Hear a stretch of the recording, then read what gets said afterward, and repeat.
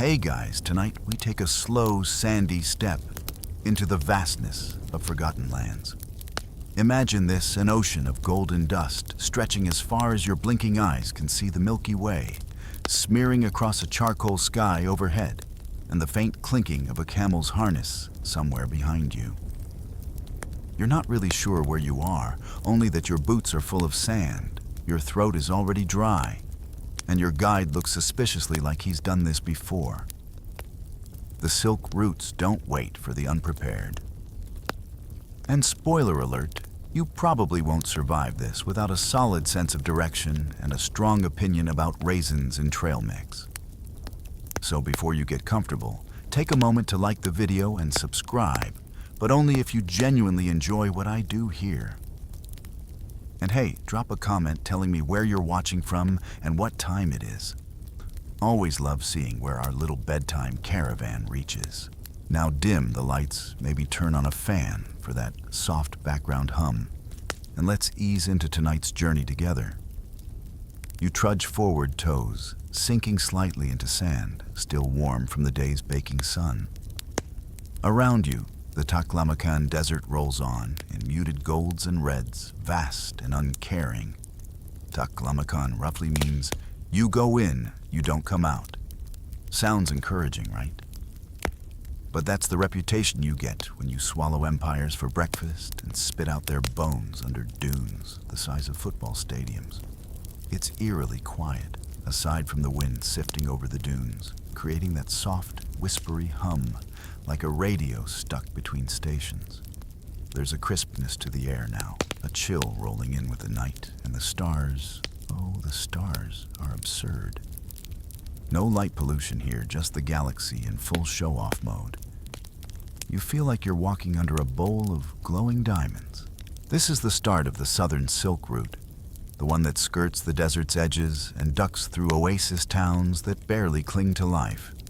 Merchants have passed this way for centuries, their paths worn into dust by silk-laden camels, spice smugglers, and the occasional monk with wild eyes and a scroll full of enlightenment. Historians still argue whether the silk routes were ever a real road system or just a tangled mess of trails that accidentally stitched the world together. But you're not here to win a debate. You're here to walk the sand, feel the wind, and maybe learn something that won't show up on a multiple choice test. Your first stop is not a stop at all. It's the desert. And the desert, frankly, doesn't care who you are. But it listens. You swear it does. Every step crunches soft but definite. You find yourself starting to move with a rhythm, the kind that's older than cities. It's the march of caravans, traders, slaves, poets, thousands of forgotten feet beneath your own. You pause for a sip from your water skin, which tastes like canvas and disappointment. But hydration is hydration. Your guide points ahead, a flicker of light in the distance. It could be a mirage, but he nods like it's real. So you walk. Along the way, a lizard skitters by, pale, ghostly, and fast. Apparently, ancient travelers sometimes used desert lizards as weather omens. If one ran east, rain might come. If it ran west, expect more sand. This one runs in a circle. Great. There's a ridge ahead. You climb sand slipping under your boots, calves burning just slightly. At the top you see it, a smudge of green. Trees, actual legitimate trees. It's your first oasis town. But not just any oasis. This one, legend says, once hosted a caravan so massive it stretched for miles, hundreds of camel silk, from China glass from Rome, and apparently one guy selling fermented camel milk popsicles. The truth, who knows? The fun, definitely there. You start your descent. The air thickens not with humidity, but with a sense of something ancient. The way a room feels after someone leaves. You can almost hear the murmurs of traders bartering, the clink of coins, the rustle of robes brushing past clay walls. At the edge of the town, ruins just a few stones and cracked wells, now you find a tablet. Not a high-tech one. Stone. There's writing, but it's half worn and half buried. Some say these kinds of carvings are contracts, promises made by one merchant to another, protected by local gods and enforced with, well, probably a fair bit of shouting and sword rattling. The guide doesn't touch it. You don't either. Respect, maybe. Or superstition. You rest here instead, leaning back against a sun-warmed rock, still releasing heat from the day. The stars wink above. Somewhere in the distance, a pack animal groans, annoyed, and possibly regretting its career choices. As sleep tugs at your eyelids, your last thought is this. The Silk Road isn't just a place. It's a mood, a frequency, a long, winding exhale of humanity full of hope's secrets and really questionable snacks. You close your eyes. Tomorrow you reach Dunhuang, but for now, just stars, sand, and silence. Dunhuang isn't loud, doesn't announce itself with towering skylines or bustling crowds. Instead, it waits in the folds of the desert tucked between dunes and dry mountains, like a secret whispered only to those who dare to get lost. You arrive at dawn. The air is cooler here, cooler than you'd expect from a place wedged between the Gobi and Taklamakan deserts. The horizon blushes in pale peach and soft rose, as if the sky is shyly welcoming you to the edge of the known world. Dunhuang was once a crossroad, not just of trade, but of belief. This was where silk met scripture, where merchants offered prayers before treacherous desert crossings, where monks came looking for enlightenment and often found sand in their ears instead. You follow a winding path toward a cliff wall that's not just rock, it's alive. The Mogao Caves rise before you, a honeycomb of over 700 Buddhist temples and shrines carved right into the rock face. Some call them the Caves of 1,000 Buddhas. Others just stare slack-jawed. You're somewhere in between, trying to remember if your jaw is still attached. Inside, it's cool and shadowed. Your guide lights a small lantern, casting long, flickering silhouettes on the walls. And that's when you see them paintings older than your country, some older than the idea of country itself. Layers upon layers of color telling tales in vibrant blues, deep reds, and gold leaf that somehow still clinging on for dear life. One painting shows a monk mid-journey holding a staff with a tiny bell. The bell, it's said, kept away wild animals and distracted demons who found jingles irresistible. Whether it worked is up for debate. Historians still argue whether these paintings were devotional, educational, or just very expensive travel blogs. You tiptoe further in. At one alcove, your lantern beam catches a faint glimmer gold paint outlining a celestial being, face serene hands, in a mudra of blessing. The artistry is hypnotic. You lose track of time tracing the outline with your eyes. But then you reach the cave. Cave 17, the library cave. It's sealed now, protected, preserved, but the story of what it once held is better than any bedtime legend. In 1900, a Taoist monk named Wang Yuanlu was clearing dust from the caves when he accidentally broke through a wall and found a room. Not a big room, but inside were tens of thousands of scrolls. Manuscripts, paintings, sutras, tax receipts, even a prayer for protection against demons who cause sneezing. Yes, even in the 11th century, someone was tired of allergies. These texts had been sealed up possibly in fear of invaders, or maybe for preservation. Scholars still argue whether it was an act of desperation or devotion. Either way, it was the archaeological equivalent of finding a time capsule buried by a civilization that really liked paperwork. Many of these texts were later sold, some controversially, to European explorers like Aurel Stein and Paul Pelliot, whose names still stirred debate in academic circles. You might call it looting or salvaging. Depends on who's grading the term paper. One odd scroll among them, a star chart. one of the oldest known, and it contains a drawing of a comet trailed by what appears to be a dragon. Not metaphorical, a literal dragon, snaking through the constellations like it owns the place.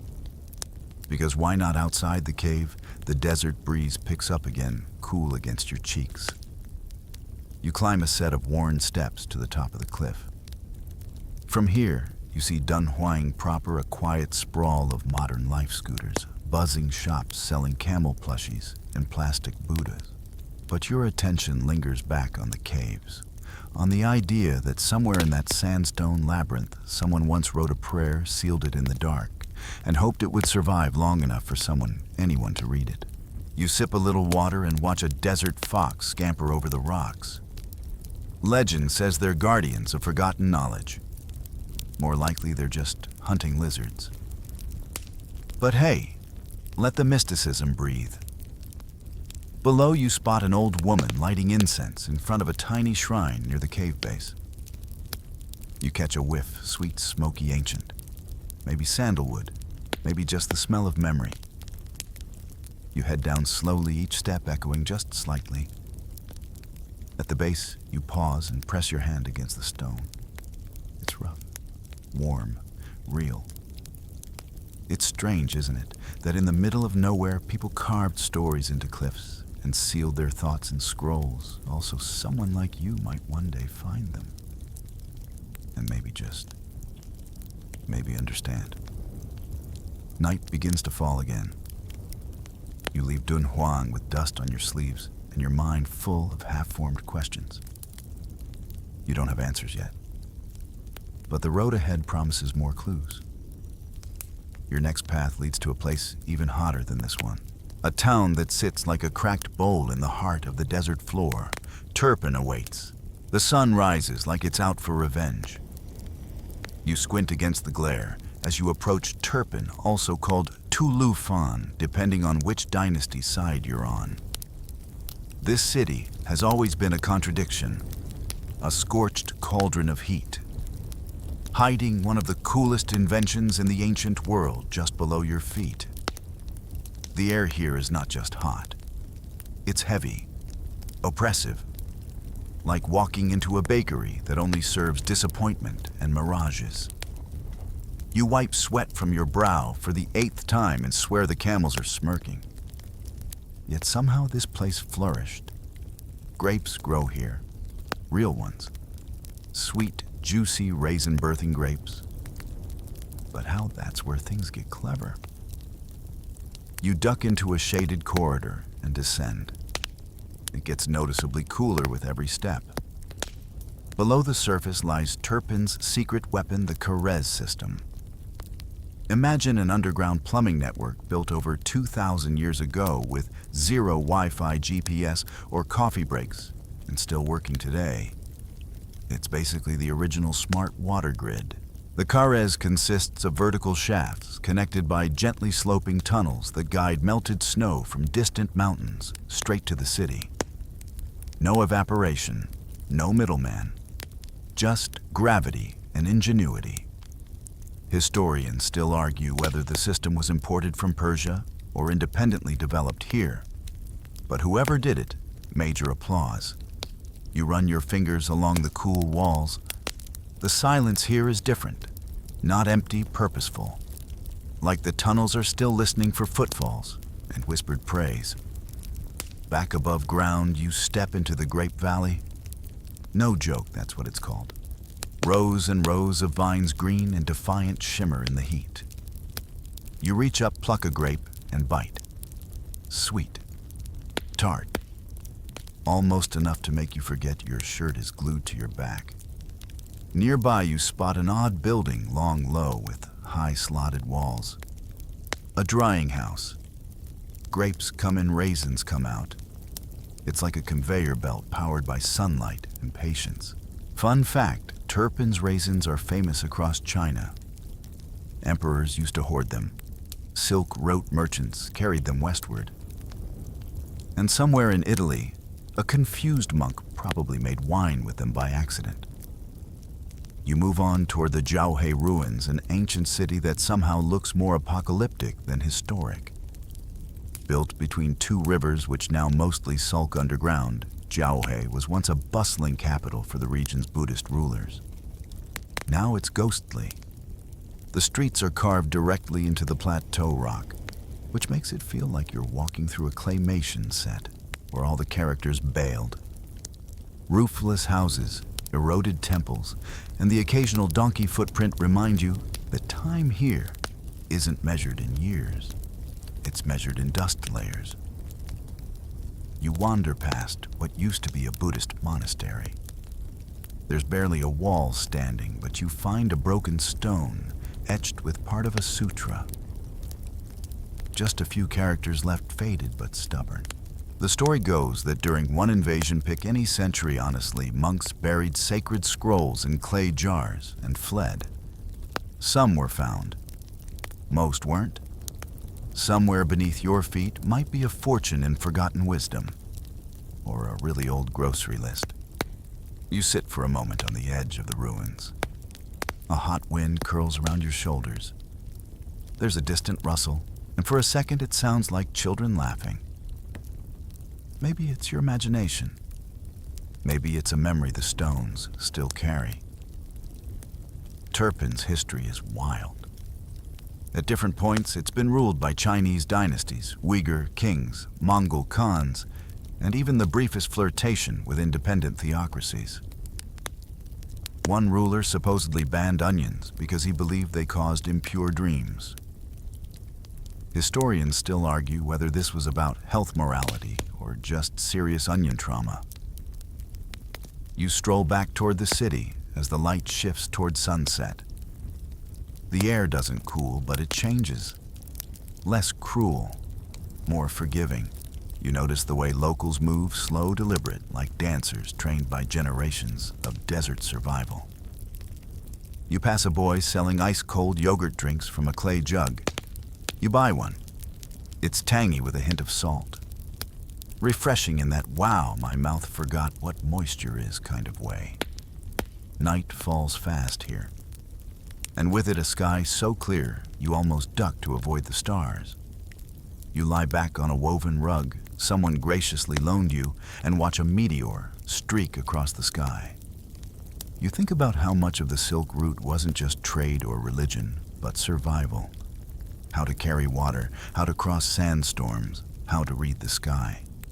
And in the middle of all that, raisins. Lots and lots of raisins. Turpan is behind you now. Ahead beyond another stretch of bone-dry hills and poplar trees that seem to whisper things when the wind hits just right, lies the ruins of Gaochang, a city once grand enough to rival the capitals. Now just sun-scarred stones and the echo of voices no one's heard in 1,000 years. You reach Gaochang by midday, which is terrible timing. The sun is high, merciless. Your shadow sticks close to your feet, refusing to stretch even an inch to help. And the only shade, a few lonely tamarisk trees that look like they gave up hope around the time of the Tang Dynasty. But then you see its stone walls, ancient gates, and towers so worn that they look more like melted candles than buildings. Gaochang, once a hub for merchants, monks, maybe a few overly confident warlords who didn't read the fine print on their alliances. Now it's quiet, almost too quiet. You walk through what used to be the city's main gate. No guards now, just wind and the creak of sand settling in the cracks of history. Your boots crunch over what might be cobblestones or might be the floor of someone's living room from 700 AD. This city was no backwater.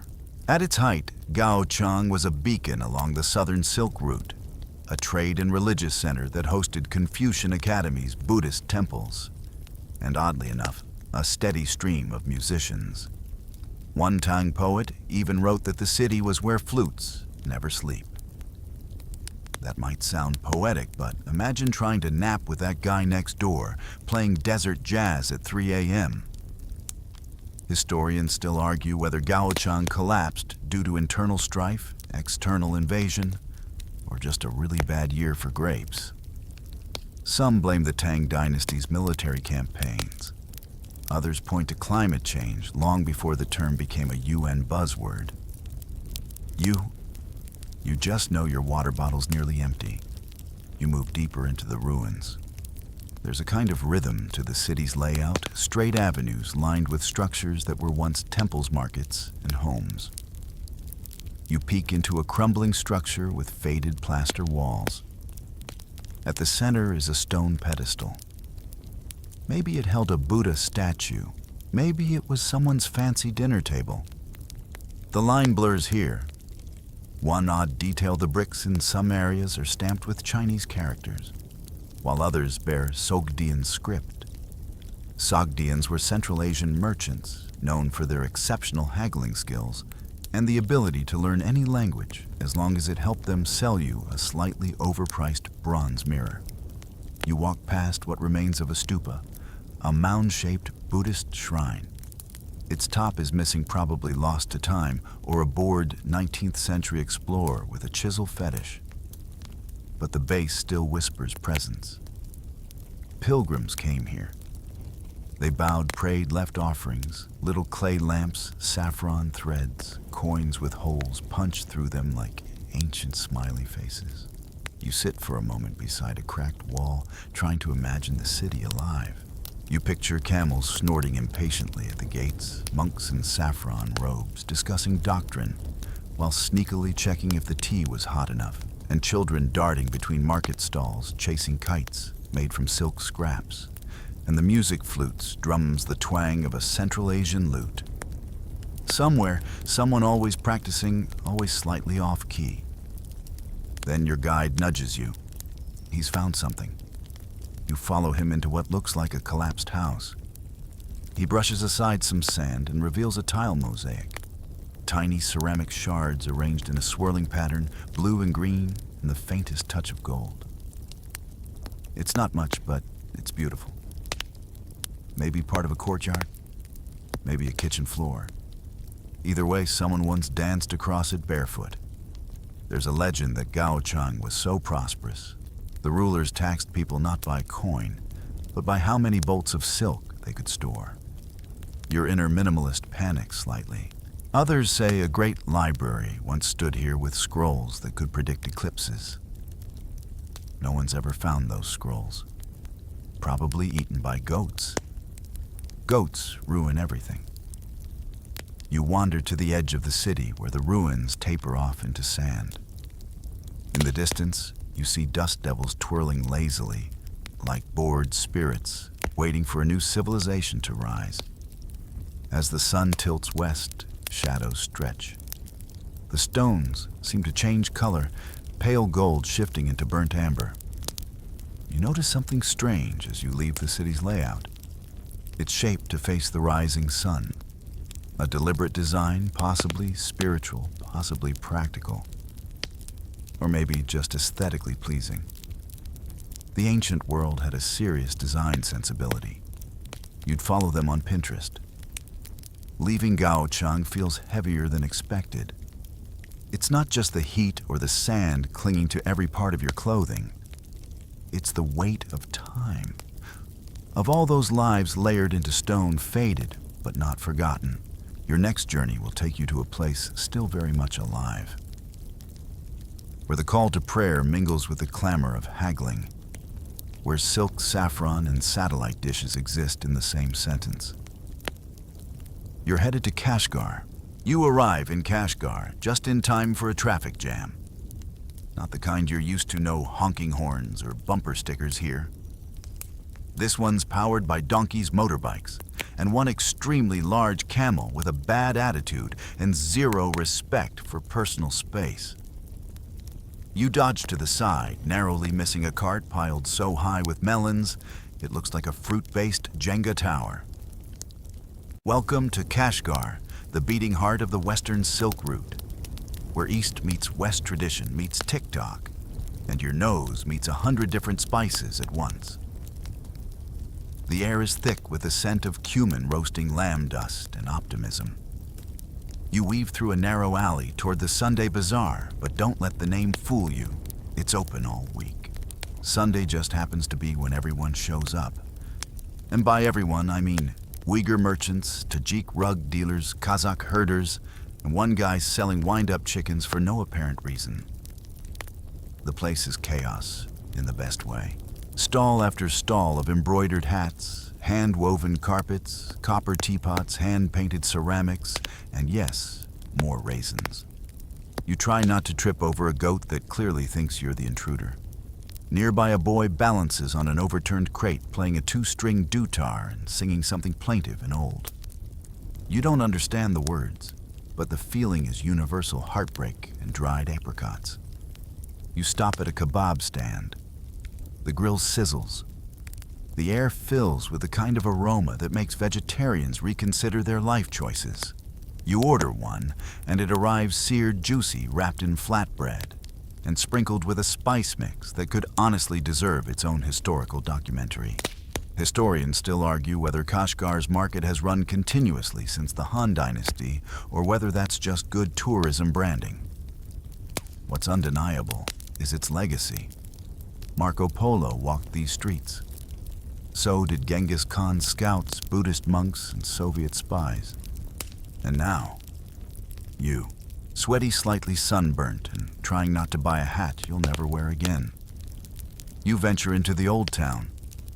It's a maze of mud brick homes, lattice windows, and doors painted shades of turquoise green and rust red.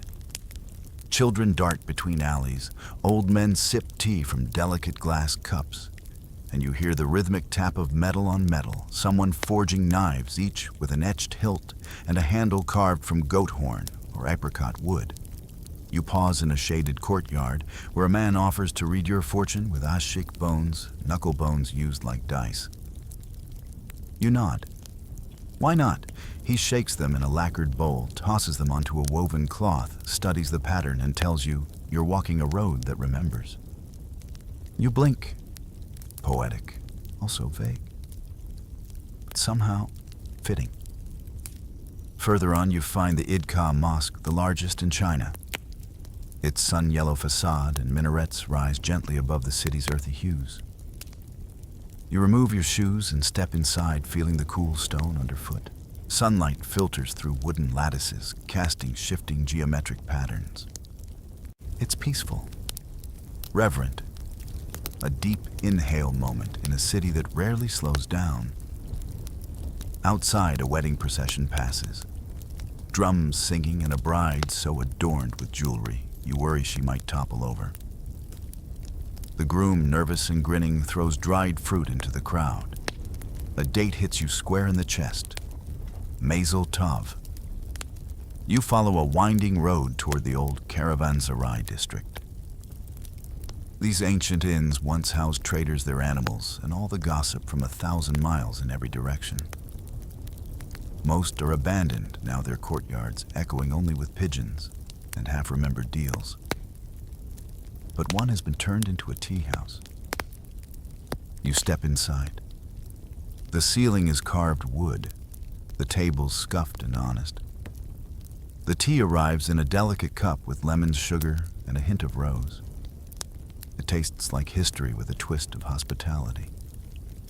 You sip slowly, watching a man play chess against himself. He seems to be winning. As the light shifts golden, you climb a staircase that overlooks the city.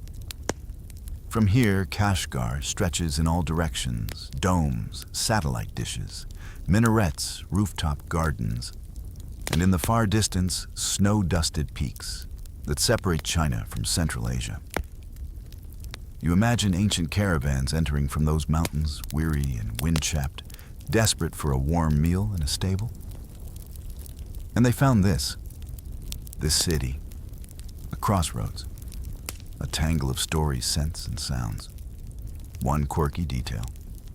A local saying claims the best way to make friends in Kashgar is to compliment someone's sheep. Not their home, not their children. Their sheep. Apparently in a place where flocks mean wealth status and bragging rights, the woolly ones take top billing. Night falls with little fanfare, just a slow cooling and the flicker of lanterns in alleys. You drift back through the bazaar. A vendor calls after you, one final pitch a compass in a carved box. You smile. You don't need it. You already know your next direction. North, toward a city caught between Persian poetry and Soviet blueprints. Toward metro stations dressed like palaces and timelines stacked like nesting dolls. Tashkent waits. Tashkent surprises you. You expect dust markets and minarets. What you get is marble metro stations that look like chandeliers exploded underground and decided to stay glamorous forever. Welcome to Uzbekistan's capital, where the Silk Road's ancient whispers echo between Soviet symmetry and Persian poetry. You arrive by train, a sleek, humming ride. The contrasts with the camel caravan still fresh in your memory. The platform greets you with carved columns, glowing orbs, and mosaics that belong more in a museum than beneath street level. No one rushes. Even the commuters seem to understand that style deserves a second glance. You surface into a city caught mid-transition leafy boulevards, Soviet-era statues giving awkward side-eye to Wi-Fi cafes, and the occasional Lada parked beside a Tesla. This is Tashkent, part Timurid dreamscape, part Khrushchev practicality, part Gen Z brunch spot. You pass a mural of Al-Khwarizmi, the Persian mathematician whose work helped birth algebra. Someone's tagged it with a heart and the words, "Maths for Eva." Unexpected, weirdly touching. Your first stop, the Kukuldash Madrasa, a 16th century Islamic school built under the Shaybanid dynasty. It still stands proud, brickwork sun-warmed, and calligraphy arching like a whisper in stone. You duck through an arched entry walk across a cracked courtyard and listen.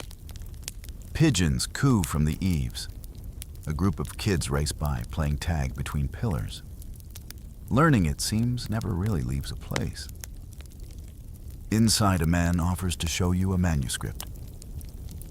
He pulls out a weathered copy of the Shahnameh, the Persian Book of Kings. The pages are yellowed edges, curled, but the ink is firm. It's a tale of heroes, demons, and betrayal. Basically, the Netflix of the 10th century. You run your fingers gently along the page edge, sensing centuries curl beneath your touch. Historians still argue whether Tashkent was more important as a cultural hub or a strategic fortress during the Silk Road years. Probably both. Its location made it vital for controlling trade routes. Its scholars made it vital for controlling ideas. Outside, the city bustles in soft ways. You smell non-bread baking round golden, pressed with patterns in the center. You buy one. It's warm, pillowy, with a crisp crust that flakes just enough to embarrass you in public. Worth it. You wander toward Chorsu Bazaar. It's a giant turquoise dome surrounded by spice pyramids, meat counters, and endless textile stalls. The aroma hits you before the entrance, coriander, turmeric, and somehow hope. Inside, you weave past vendors shouting over one another in Uzbek, Russian, Tajik, and the universal language of, "Please try this," and pretend to like it. You sample candied melon, pickled carrots with chili, and something that looks like a date, but tastes like regret. You smile politely, nod enthusiastically, and move on before they offer more. You notice a curious stand tucked between stalls, old Soviet memorabilia. Medals, pins, black and white photos of serious men with impressive eyebrows. The seller shrugs. History, he says. Some good, some not. That's Tashkent. Layers. One built atop another like the strata of 1,000 dinners, each one leaving behind spice memory, and maybe a bill no one paid. You head toward Amir Timur's square, where the conqueror himself sits on horseback, frozen in bronze. Timur, also known as Tamerlane, never conquered Tashkent directly. but his influence shaped the region like a sculptor with anger issues. People either worship him as a national hero or blame him for mass destruction. Historians still argue whether his empire spread knowledge or just scorched earth. You suspect the truth rides both horses. The square is peaceful now. Pigeons peck, children squeal near a fountain. A man in a crisp blue suit reads poetry aloud from a notebook. You catch a line. We are all stitched from borrowed fabric. It lands in your chest like a feather and a stone. One quirky local detail, Tashkent claims to have invented the world's first watermelon bazaar. No official proof, of course, but in summer, the fruit flows like currency. There's even a minor holiday where children compete in seed-spitting contests, judged by grandmothers. You file that away under things I'd fly back for. Evening paints the city in soft peach and lavender. You pass an old hammam-turned-art gallery where a young artist shows you calligraphy made with ink from walnut shells. Each swirl is a prayer, he says, a question in motion. You buy one piece, it says nothing and everything all at once. Back at the metro, you take a last look before descending. The city gleams, not in gold or glass, but in the way memory glows after you've left a place that surprised you. As you ride away, the lights flicker past like thoughts trying to keep up. Tomorrow you'll stand beneath a sky-blue dome in Samarkand and try not to cry in front of a tile. But tonight, you dream of ink bread and whispered equations. Samarkand doesn't arrive softly. It greets you like a royal procession, the kind with trumpets, carpets, and someone dramatically scattering flower petals you'll be picking out of your sandals for days. Even from a distance, the city shimmers. And no, you're not hallucinating from dehydration. Those are real turquoise tiles catching the morning sun. You walk into a city that doesn't whisper about its past. It sings it loudly in every dome and minaret. Samarkand was the crown jewel of the Timurid Empire, the city Timur himself tried to make into a second Mecca, a second Athens, and maybe a side hustle as an architectural showcase / museum / intimidation tactic. You can still feel his vision baked into every brick. You head straight for the Registan, a name that means sandy place, though it's far more glamorous than it sounds. 3 massive madrasas flank a vast square. They lean slightly from centuries of shifting earth, but still stand like giant, glorious bookends to history. You stand at the center and just tilt your head back. Blue domes float above golden portals. Every tile seems to move. Patterns swirl, loop, twist into infinity. You can't tell if the builders wanted to mimic paradise or trap you in a geometry lesson. Either way, it's working. Historians still argue whether the Registan's design was meant to guide prayer-impressed travelers or just show off Timur's favorite color palette. All 3 seem accurate. You climb the steps into Ulugh Beg's madrasa, the oldest of the 3 built by Timur's grandson, who instead of conquering the known world, chose to stare at stars and do math. A rebel. Ulugh Beg was a scientist king. He built one of the most advanced observatories of his time just up the hill from here. With no telescopes, just an enormous sextant carved into stone, he charted the positions of over 1,000 stars more accurately than Europe managed for centuries. Naturally, he was assassinated for being too clever. Classic. In one vaulted room, you find faded astronomy charts. A guide explains that Ulugh Beg believed understanding the universe brought you closer to God. You think of how that contrasts with modern doom scrolling. He looked up. We looked down. At least the tiles still point skyward. You pass through shaded courtyards where ivy creeps up crumbling stone, and the air smells faintly of jasmine and limestone. A group of artisans sit under an awning, piecing together shattered ceramic into patterns. One shows you a technique for geary, interlaced designs so complex they make your brain itch. You try one. It looks like a misshapen pizza. He pats your back kindly and offers tea. You accept because saying no to tea in Samarkand is basically an international insult. The brew is black strong and served with crystalline chunks of sugar that look like they belong in a geode. Sweet, hot, reviving. You feel your spine straighten by half an inch. Outside, street musicians play dwira drums and pluck lutes. A woman sells hand-dyed silk scarves from a wooden cart. Each one tells a story of rivers of birds of dreams woven into thread. You buy one. Not because you need it, but because it feels rude not to take a piece of this city with you. You wander toward the Shah-e-Zinda, a necropolis that's less creepy and more somehow divine. A narrow alley lined with blue-tiled tombs, each grander than the last. It's said Timur buried his relatives here, though not necessarily the ones he liked. The tiles glitter. Even in death style mattered.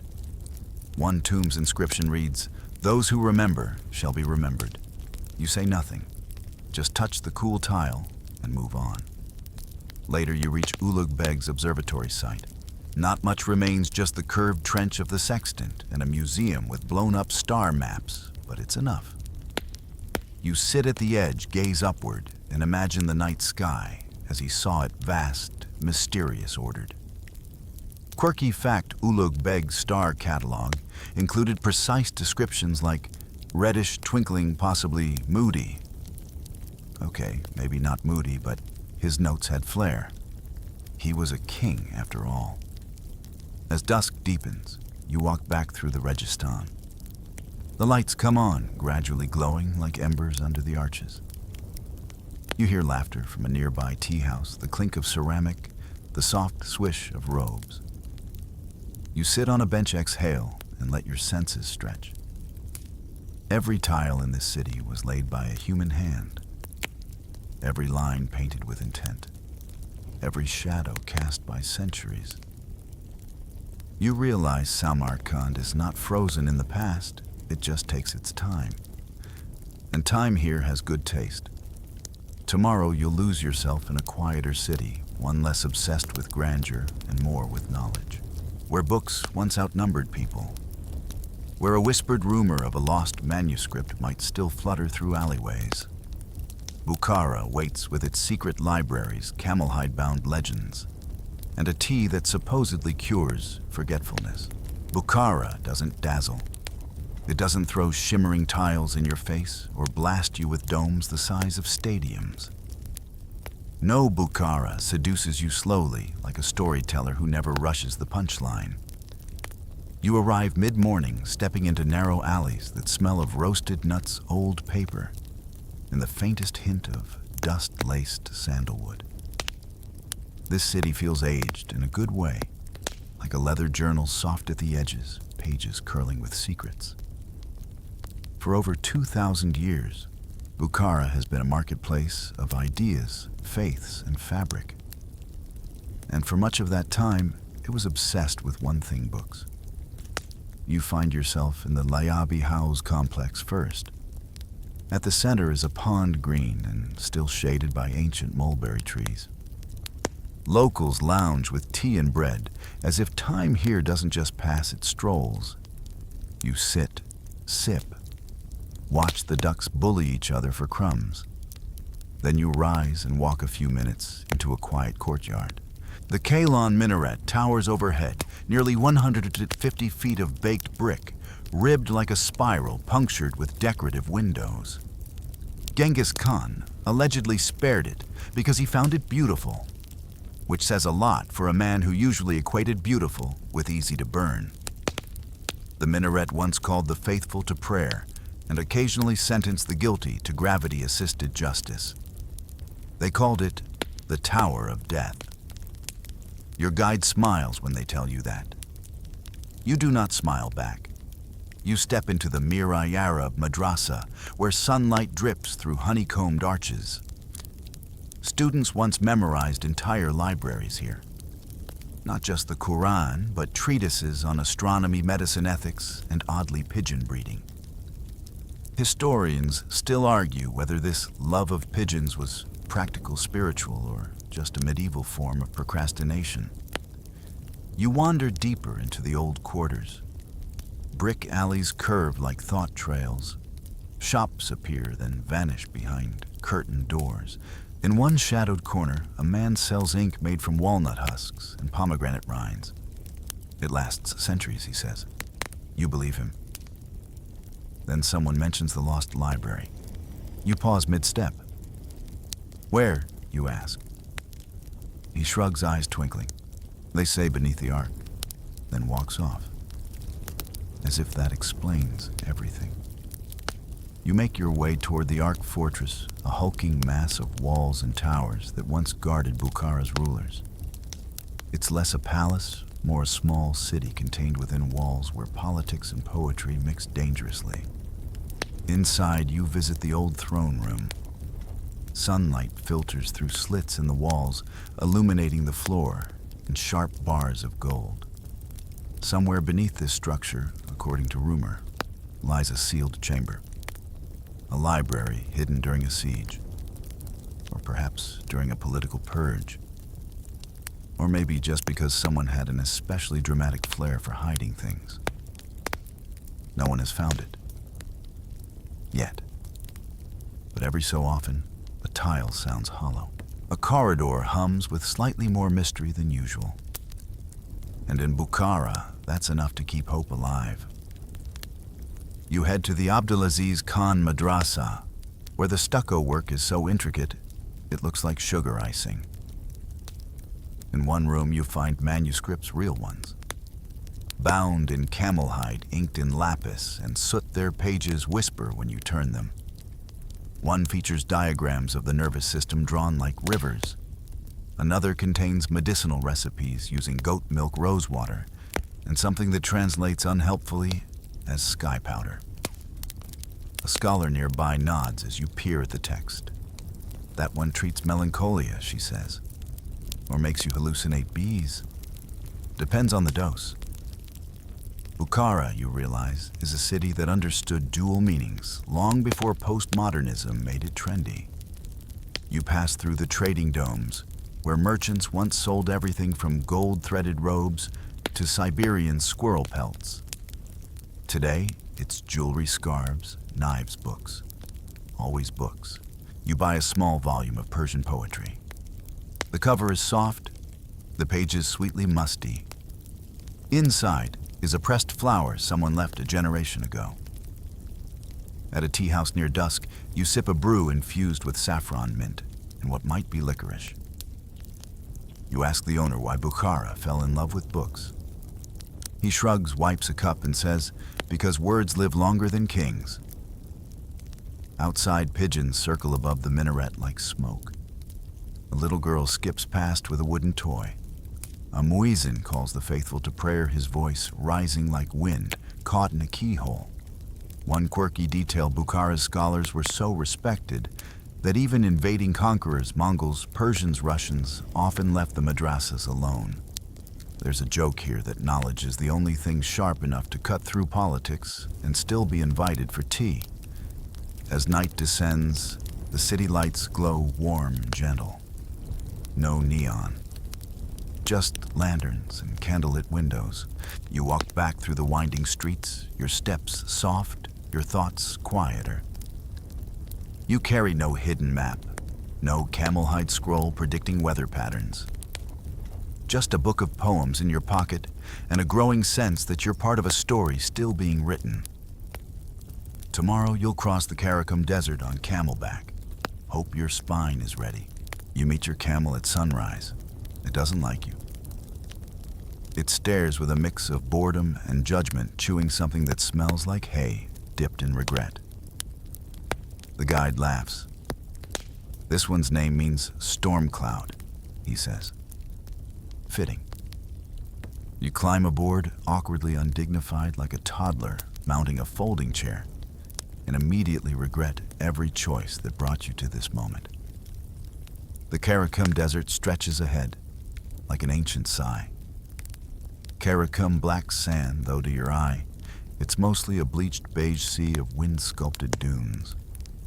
You're riding along the old desert route connecting Central Asia's oases to Persia's frontiers. Not the fastest path, but essential for avoiding certain doom, or at least excessive sand in your boots. The caravan starts moving 4 camels, 2 guides, and you bouncing gently with each ponderous step. There's no engine hum, no city clatter. Just the creak of saddles, the occasional snort, and the rhythmic pad of padded feet pressing ancient trails. The desert has a strange silence, not emptiness, but fullness withheld. Like it knows everything and chooses to say nothing. You pass a dry riverbed cracked like pottery. In the distance, vultures circle a shadow you'd rather not investigate. The sun climbs higher and your water starts to taste like memories. A heat mirage shimmers ahead. A city at a lake, nope, just more sand. Classic. One guide hums a folk song. Another points to scattered ruins, mud brick walls half swallowed by dunes. Once a rest stop, he says. Gone now. Wind took it. The idea that wind can steal an entire town feels ridiculous. Until you watch a dune shift like a lazy wave and realize, yeah, that's probably how. You stop midday for shade under a scraggly saxaul tree, a marvel of life's refusal to quit. Lunch is dried apricots, flatbread, and cheese, hard enough to use as a weapon. Still, it tastes good when you've earned every bite with sun and dust. Historians still argue whether this particular trail was used more by spice traders or holy men. Records are fuzzy. Everyone agrees, however, that desert travel changed people. Some say you lose yourself here. Others say you find something deeper, humility, silence, or at least a very uncomfortable sunburn. As afternoon stretches on the shadows, turn long and theatrical. You spot a fox darting across a ridge, pale, elegant, absurdly fluffy. A symbol of good fortune depending on which caravan legend you believe. Or a thief if you leave your saddlebag unattended. At dusk, the guides lead the camels in a tight circle and begin setting up camp. No tents, just thick blankets, small fires, and one rusty kettle that looks older than Bukhara. You help gather wood finding dried scrub and the occasional camel dropping. Both burn. Neither smell great. Dinner is stew lentil spices and something the guide only refers to as desert meat. You don't ask. You just eat. It's warm, filling, and tastes like it was cooked by someone who survived worse. Then night falls. And it's not just dark, it's deep. The kind of dark that makes your flashlight feel embarrassed. But above a cathedral of stars, endless, ridiculous. You lie back on your blanket head on a rolled coat and just look. You spot constellations you don't know the names of. The Milky Way spills across the sky like sugar. One of the guides points to a bright cluster. That one watches travelers, he says. If you get lost, blink twice. You try. Nothing happens. Still comforting. Nearby, a camel snores. You listen to the wind tug at your scarf, the fire pop and hiss. And you realize something: the Silk Road was never just about silk. It was about nights like this. Trusting people you barely know. Sharing food under foreign stars. Risking it all for something you can't always name. Quirky fact desert caravans used to hire singers called ashiks, whose job was to keep morale up with love ballads, riddles, and jokes. One infamous performer was allegedly so bad his camel refused to carry him. He had to walk the entire way to Merv. Legends are cruel. Eventually, the fire dies down. The guides sleep first, curled under coarse blankets. You stay awake a little longer, watching the stars turn slowly above. Your spine aches.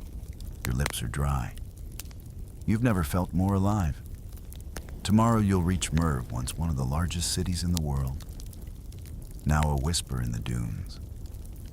But tonight, just breathe. Let the desert hold you. Let your heartbeat sync with the camel's slow exhale. Let the silence finish your thoughts. You wake with sand in your ears and one side of your face printed with camel blanket texture. The desert morning is cool, almost gentle, like it forgot how cruel it was the day before. Storm cloud, your camel eyes you disdainfully, as if to say, "Get up, rookie." The caravan breaks camp with silent efficiency. No alarms, no coffee, just movement hooves, and the crisp, tearing sound of bread shared before words. You mount up again, slightly more graceful than yesterday, though storm cloud seems unimpressed. As the sun climbs, Merv begins to form on the horizon, not with towers or gates, but with the subtle rise of earth that tells you something used to be here. You ride up a low hill and suddenly it's all around you. Broken walls, mounded ruins, the faint grid of a vanished city. Once a metropolis, now a sunken dream. This was Merv, the queen of the world, according to 12th century geographers. At its peak, it rivaled Constantinople, Baghdad, even Chang'an, a crossroads of empires and ambitions filled with palaces, libraries, and markets where you could buy anything from dyed silks to ostrich eggs to apparently live peacocks. Now it's quiet. You dismount and walk through brittle grass. The walls are crumbling mud brick, some high enough to cast shadows, others reduced to waist-height stubs, where weeds have claimed diplomatic immunity. You reach the great Kiz Kala, a fortress house with fluted walls like an upside-down cupcake. Built by wealthy nobles who thought grandeur was just another layer of defense. You run your hand along the sun-warmed brick. There's a rhythm to the grooves, like an old song hummed into architecture. Historians still argue whether Kiz Kala was primarily residential, military, or ceremonial. All agree on one thing: it makes a great windbreak. Inside, it's cooler. Echoes bounce oddly. You whisper just to hear your own voice returned in fragments. A single bee drifts through the air. You wonder what it's looking for. Honey home. The 12th century. You walk across what was once the city's heart. Here the Grand Bazaar sprawled for blocks. There was a mint where coins were pressed with images of kings now forgotten. A canal system that watered orchards and turned Merv into a green jewel in a dust-colored crown. Then in 1221, everything changed. The Mongols came, and they didn't just conquer, they obliterated. Accounts say over 700,000 people lived in Merv before the invasion. Afterward, fewer than 100 survived. Even the donkeys weren't spared. Genghis Khan's son Tolui led the siege. He was thorough. Some say too thorough. Others call it the most efficient flattening of a city in recorded history. You sit on a hilltop near the ruins of the Sultan Sanjar Mausoleum. It's still there, barely a massive dome rising above the wreckage. The dome once glowed with turquoise tiles. Now it's worn but still dignified, like a king who lost everything but refuses to slouch. Inside you stare up. Light streams through lattice windows. Dust dances in golden shafts. There's a silence here that feels ceremonial, not empty, sacred. The story goes that Sultan Sanjar, beloved by his people, once dreamt of Merv as an eternal city. He was wrong. But his mausoleum remains stubborn and cracked, holding the memory of a world that disappeared in 3 terrible days. You walk down a path flanked by low walls. A tortoise crosses your way, slow, deliberate, ancient. Local lore says, if you meet a tortoise in Merv, you're being watched by the city's soul. Or possibly just a hungry reptile looking for cactus. Interpret as you wish. You stop to picnic near an overgrown canal. The water trickles faintly, absurdly alive. You eat bread, cheese, and dates, sharing crumbs with birds that look like they belong in medieval manuscripts. One guide tells a story before the Mongol scholars here developed a water clock that used mercury and camel hair. No one knows how it worked. The notes were lost, or burned, or buried. Somewhere under your feet, maybe. You lean back and stare at the sky. It's so blue it hurts. Merv is gone, but you feel it layered beneath you like a quilt made of whispers and bone. As afternoon tilts toward gold, the shadows lengthen. The ruins glow like embers. You take one last walk, this time toward the outskirts. They're half buried in sand. You find a ceramic shard, glazed, painted with a faded peacock feather. You leave it where it is. Some things belong to silence. Quirky fact archaeologists once found a 10th century board game near here, some Silk Road version of checkers with instructions written in verse. The last line warned, "The loser must carry water till dawn." Rough crowd. You return to the caravan. The camels grunt. The sun slips lower. You ride a short way to a guest house, mud brick, quiet, lit with oil lamps. Tomorrow you'll leave the desert behind. You'll enter a city of blue mosques, saffron merchants, and pigeon-flocked courtyards. Herat calls. You enter Herat just after dawn, when the world is still hushed, and the streets smell of bread and sun-warmed stone. The air is different here, softer, richer. It carries a tinge of rose petals, fresh naan, and something you can't name but want to chase forever. Herat feels lived in. Not just inhabited, but felt. You pass quiet courtyards where vines curl over mud brick walls and rooftops where pigeons gather like neighborhood gossip committees. This city has rhythm, not the grand spectacle of Samarkand or the haunted silence of Merv, but a slow, steady heartbeat. You fall into step with it easily. Your first stop is the Friday Mosque, the Masjid Jami. A kaleidoscope built from devotion, patience, and many, many tiles.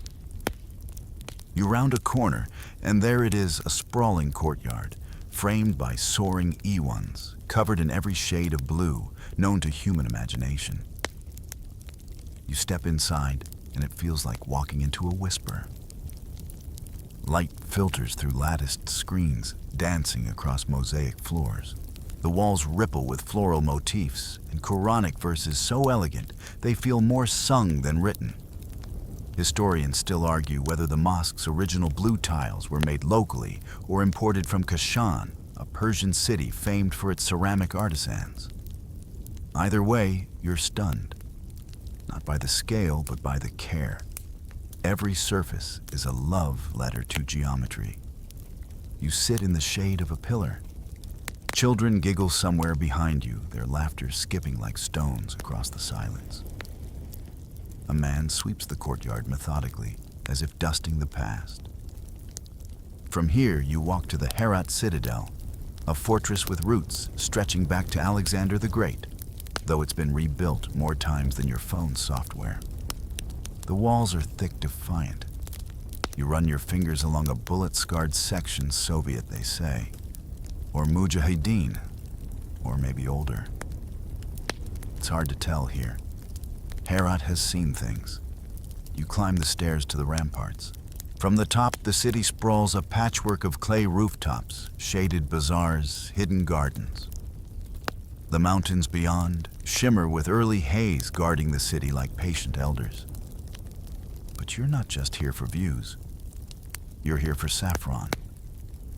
Down a narrow alley, you find a spice merchant who welcomes you with the grin of a man who knows exactly how good his inventory is. He opens a wooden chest and reveals threads of saffron, bright crimson, delicate as eyelashes. You take a breath. It smells like honey hay and sunlight woven into a thread. He lets you pinch a few strands between your fingers. They stain your skin gold. Herat's saffron is prized globally. It's been cultivated here for centuries in fields just beyond the city, harvested before sunrise by women who sing as they work. Each blossom yields only 3 stigmas. to collect a kilogram, over 150,000 flowers. You try not to calculate the labor to latte ratio. The merchant brews you saffron tea, deep yellow earthy, strangely calming. He tells you the best time to drink it is when you're about to make a difficult decision. You sip it anyway, just in case. Outside, the bazaar awakens. You drift through stalls of embroidered cloaks, copper dishes, hand-woven rugs, and books. Always books. One vendor shows you a dog-eared volume of Attar's poems. Inside the cover is a handwritten note to remember the sun when the sky forgets. You nearly buy it. Nearly. You follow the scent of fresh naan to a bakery with an open clay oven. The baker slaps dough against the inner wall with practiced ease. It puffs, blisters, turns golden. He hands you a hot one. It burns your fingertips, but tastes like contentment. Then there's the Herat school of miniature painting, hidden inside what looks like an abandoned tea shop. You peek inside. A small group huddles over handmade paper-grinding pigments from crushed gemstones. One student paints a falcon mid-dive wings like crescent moons. Another details the leaves of a tree so finely you swear they might rustle. The teacher, an old man with ink-stained fingers, tells you they use squirrel hairbrushes. For precision, he explains with the exact seriousness of someone who once painted a dragon's whisker for 3 days straight. He offers to teach you. You try. Your tree looks like broccoli. He nods anyway. You see spirit. That's more important. Quirky detail. In medieval Herat, painters used to mix crushed pearls into their pigments for added shimmer. Wealthy patrons wanted their heroes to glow, literally. Some manuscripts still sparkle under candlelight, like the stories inside refuse to go quietly. You leave as dusk unfurls across the sky. Back at the Friday mosque, the call to prayer rises, slow, aching, beautiful. You sit on a low wall, sipping another cup of saffron tea, and watch the pigeons swirl above the domes. They settle, rise, settle again. Herat, you realize, is a city that survives not by force, but by grace. By holding memory gently, by turning suffering into poetry and ink into legacy. Tomorrow, you head east, toward the Bamiyan Valley, toward empty stone niches that once held giants. Tonight, you sleep wrapped in the scent of spice ink and prayer. Section 12. The road to Bamiyan winds through valleys so steep they seem carved by sighs rather than rivers. You ride in a battered jeep. Now, camels aren't great with altitude, apparently, and the air shifts with every turn, thinner, crisper, laced with pine and distant memory. Eventually, the cliffs appear. Bamiyan. At first, all you see are honey-colored rock walls towering above the valley. Then your eyes adjust and you see the niches. 2 colossal voids. Empty, haunting, impossible to ignore. They once held the Bamiyan Buddha's monumental statues carved in the 6th century, the largest standing over 175 feet tall. One serene one, slightly sterner. Both were centerpieces of a thriving Buddhist enclave, nestled in this Afghan valley, a Silk Road pit stop for pilgrim scholars and those who simply wanted to catch their breath. Now they are gone. Destroyed in 2001 by dynamite and ideological fury. The echoes of that act still linger, not in the politics or the headlines, but in the strange stillness of the cliffs themselves. You stand at the base of one hollowed-out niche, craning your neck. You don't see the statue, but you feel it. Absence has a shape, and here it looms. The wind brushes your face cooler now. The valley is green, shockingly so. Wheat fields ripple like silk children run beside irrigation canals, and in the distance, cows chew cud with eternal patience. Life, as always, goes on. You explore the cave complex surrounding the niches. Over 1,000 grottos carved into the sandstone, once painted in rich reds, blues, and golds. Many still bear traces of murals, celestial beings, lotus flowers, meditating monks. You duck into a low-ceiling chamber and aim your flashlight. A fresco of a bodhisattva peers back at you, gentle and cracked, as if wincing from the years. Historians still argue whether the artisans here were local or imported from as far as Gandhara or Persia. Either way, their work survived 1,500 years of weather invasion and neglect, until it didn't. You climb higher into the cliff following a narrow passage. Inside, a precarious wooden platform lets you stand where the Buddha's shoulder once was. The wind tugs at your scarf. Below, the valley rolls out in waves of green and brown. It's beautiful, painfully so. Your guide tells you an old legend that the smaller Buddha was female. A mother of wisdom, he says, voice low. She whispered dreams to those who dared climb this high. You smile, not because you believe it, but because belief is the only thing that makes some places livable. Later you descend and walk into the village. The people are warm-weathered. You're invited into a home made of stone and laughter. Bread bakes on a clay stove. Tea is served in chipped porcelain cups with delicate green flowers. A child offers you a drawing stick figures under a massive statue. This is from my grandmother's stories, she says. You fold the paper carefully. It feels like a relic already. In the bazaar, you find small clay models of the Buddhas sold beside saffron sachets and carved wooden spoons. You buy one out of reverence, or guilt, or maybe just to carry a piece of the silence with you. Nearby, a man is painting on rock slates, reproducing the old murals from memory. They are in my grandfather's head, he says. I just borrow the shapes. You sit with him a while, watching his hands move. Slow, deliberate. He hums while he works. A tune without words, maybe older than language. One quirky discovery, archaeologists once found a reclining Buddha here still buried, estimated to be over 300 feet long. It hasn't been excavated. Some say it's myth. Others say the valley simply doesn't want to be disturbed further. You look around and understand why. Some things sleep too deeply. As sunset nears, you return to the cliff face. The niches glow gold in the fading light.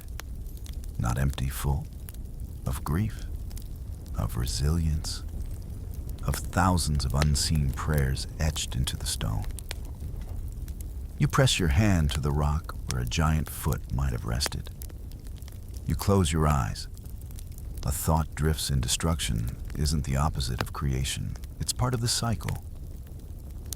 What remains isn't just rubble, it's witness. You step back. The valley exhales.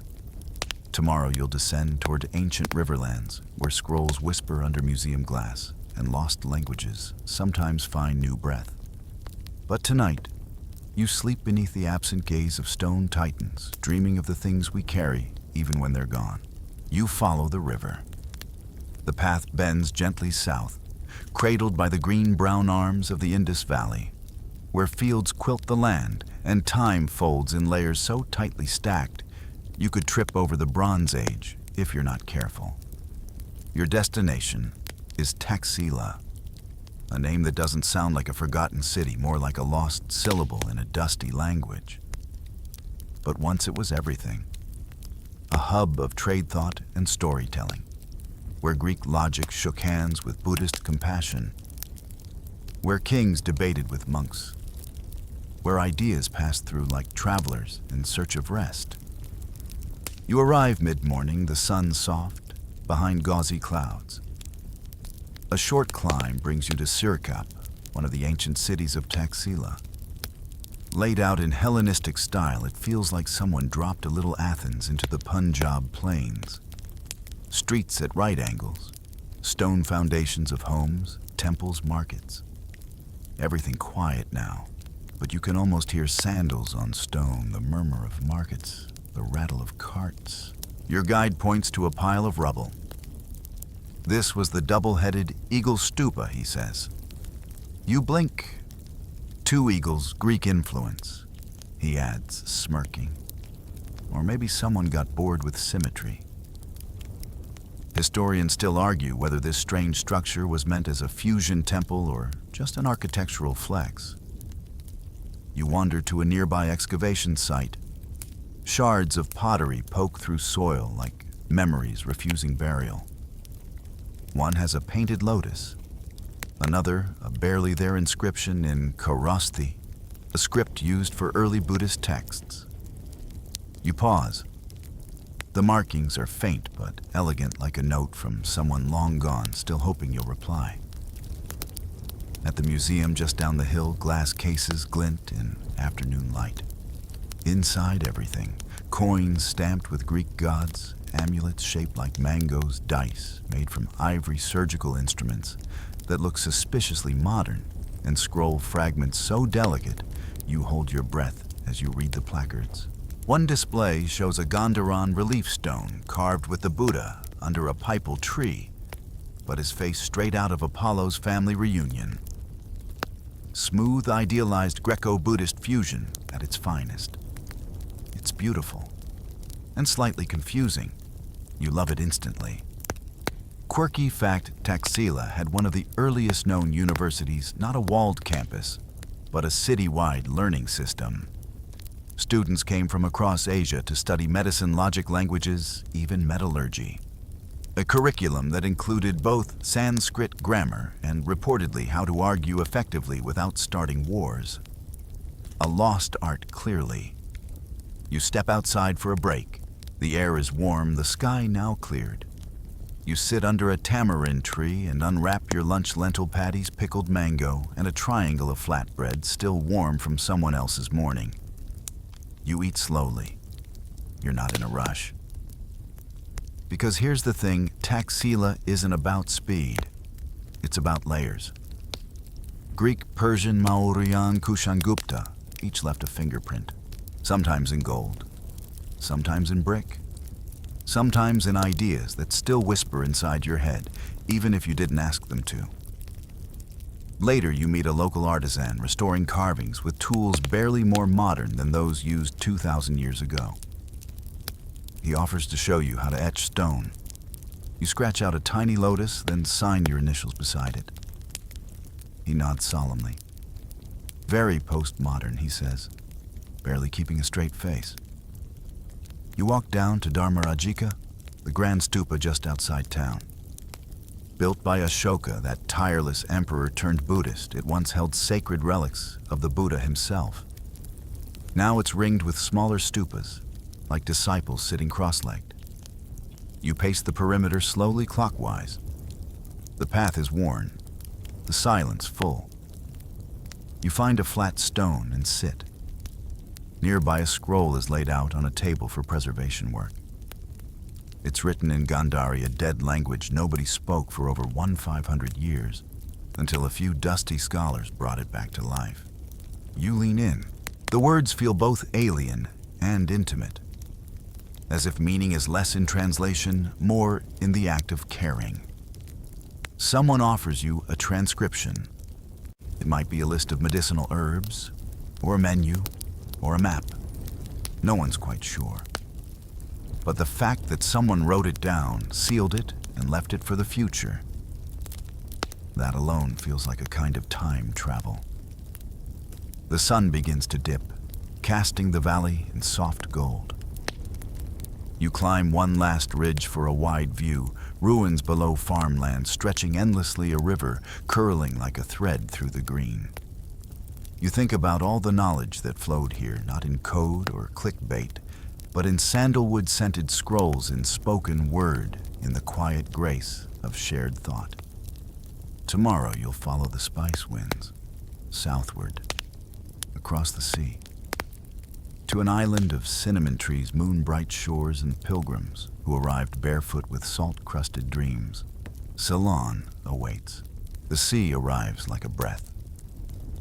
You stand on the deck of a wooden dhow, sails bloated with a monsoon breeze, the coastline of Ceylon, modern Sri Lanka, rising ahead like a green dream wrapped in mist. The air tastes different here. Saltier, softer, and spiced. Always spiced. Cinnamon hits you first. Sweet, warm, ancient. The sailors joke it seeps into your clothes, your thoughts, even your soul if you're not careful. This island has been exporting cinnamon for over 2,000 years. Romans fought over it. Arabs hid its source, claiming it grew in the nests of mythical birds. But here, it just grows. Quietly, like a secret too old to shout. You dock at Colombo, but quickly head inland along dusty paths shaded by palm and banyan trees. The canopy is thick sun slicing through in long golden spears. Monkeys chatter above. Somewhere a peacock screams its dramatic opinion into the humidity. Your destination, Anuradhapura, a city that was once a sanctuary for Buddhist pilgrims, a nexus of trade, and according to some overly enthusiastic chroniclers, a place where people lived for 300 years on nothing but mangoes and good karma. You're skeptical, but you like mangoes. You arrive mid-afternoon. The city unfolds around a vast, man-made reservoir or tank built centuries before backhoes and engineering degrees. The water glitters. Fishermen cast lines with the grace of dancers. Birds skim the surface. It feels like a place made for exhaling. You visit the Sri Maha Bodhi, a tree grown from a cutting of the original Bodhi tree, under which the Buddha attained enlightenment. It's over 2,000 years old enough to have its own opinions about the state of the world. Worshippers circle it slowly, offering flowers, prayers, and silent wishes. You add one of your own, not even bothering to shape it with words. Nearby, you find Ruwanwela Saya, a towering white stupa that catches the sunlight like a sail. Pilgrims in white walk clockwise around its base, whispering mantras, their feet bare against hot stone. Children giggle as they carry lotus flowers too big for their hands. The scent of jasmine and sandalwood hangs in the air like a hymn. Historians still argue whether Anuradhapura declined due to invasions' internal politics or shifts in trade. What they agree on its sacredness never faded. Even now, centuries later, the silence here feels charged, reverent, like the walls remember every prayer ever spoken near them. Later, you sit under a mango tree sipping a cold drink made from king coconut. A local monk joins you without a word. After a while, he points to the horizon and says, "Even islands drift." You nod, pretending you understand. Maybe you do. Maybe that's the point. You head south to the Galé Fort, a coastal bastion built by the Portuguese, expanded by the Dutch, and currently held together by cafes and ghost stories. The air here is thick with sea breeze and colonial memory. You walk the ramparts as waves crash below. Kids fly kites overhead. A vendor sells cinnamon bark and clove oil packed into tiny glass bottles with handwritten labels. In the market, you buy a tiny scroll bound with twine. The vendor winks, a blessing maybe. You open it later. It's a poem, faded ink. The last line reads, "We are all salt-stained pilgrims, chasing scent through storm." You sleep in a room with whitewashed walls and mosquito nets that drift like ghosts in the fan's breeze. Outside, the waves hush and sigh, rising and falling like a mother calming a child. Quirky fact, some ancient sailors believed Ceylon was the center of the world, that its beaches marked where heaven kissed the earth. They called it serendib, the root of serendipity. You like that? A reminder that discovery often begins by accident. At dawn, you join fishermen pushing their painted boats into the surf. They chant in rhythm, feet squelching in the wet sand, eyes fixed on the horizon. One turns to you and grins. The sea gives, the sea takes. And if you're lucky, she sings. You listen, really listen, And you do hear something. A deep, distant hum.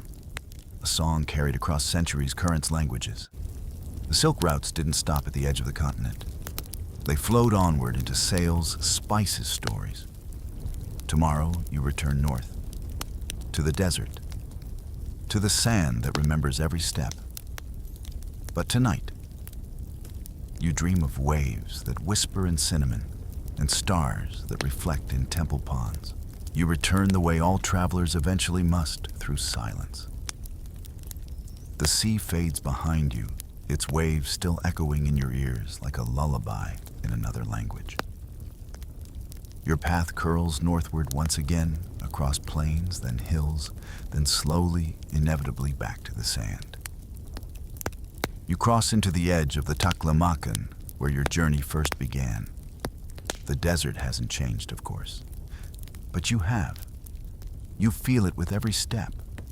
The heat doesn't surprise you now. The wind doesn't confuse you. Even Stormcloud, the camel who rejoins you with his usual snort of disdain, feels oddly familiar. You're not walking into the unknown anymore. You're retracing something, completing a circuit. At a small oasis, you stop to refill your water and sit under the same kind of tree you passed what feels like a lifetime ago. The leaves rustle overhead. The sky is vast, indigo-tipped, and the ground is warm with old sunlight. You close your eyes and let the memories spool. Dun Huang's painted caves where the walls whispered prayers in color. Turpin oven-hot hiding water under its skin like a secret. Gaochang hollowed by wind, but still echoing footsteps. Kashgar chaotic, delicious, alive. Tashkent polished in marble, threaded with verses. Samarkand tiled in stars and ambition. Bukhara curled around books and murmured wisdom. The Karakum all sky and silence, spine-bruising and breathtaking. Merv, where ghosts sip tea among dust-blown ruins. Herat, a mosaic of prayer and pigment. Bamiyan, whose empty stone niches somehow speak the loudest. Taxila, crumbling scrolls and intellectual echoes. Ceylon, salt-kissed, cinnamon-sweet singing.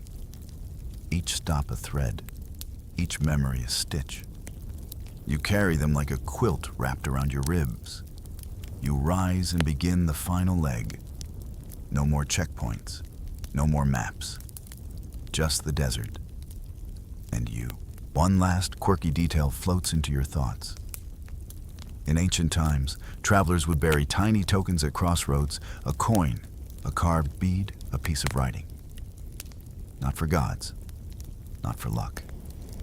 Just so some future soul might find it and know someone else once stood there uncertain but unafraid.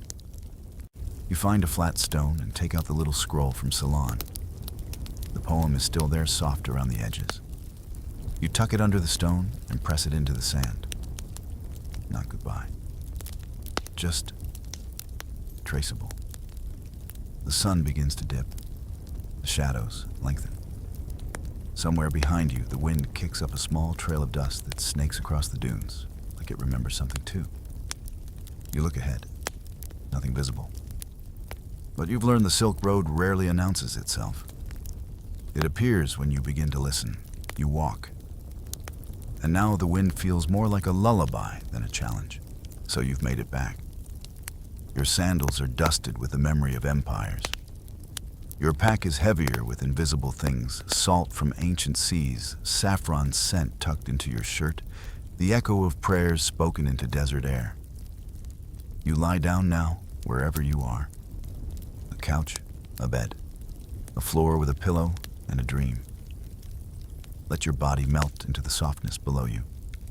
Let your eyes close slowly, like the sun over Samarkand. The silk routes weren't just about trade. They were about touch, about eye contact in a crowded market, about a bowl of soup shared without words, about the curve of a script on the corner of a wall, long faded but still proud. In this quiet space between waking and sleep, you carry a piece of all of it. The rustle of palm leaves in Herat, the chime of camel bells beneath starlight, the warm weight of a book in Bukhara, the sigh of wind through an empty stone niche in Bamiyan. You've wandered through forgotten towns, across forgotten sands, and met the silence that waits patiently between every echo of history. And now, you rest.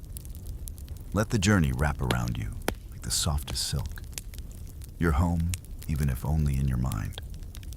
And the road, it'll wait. It always does. Sweet dreams.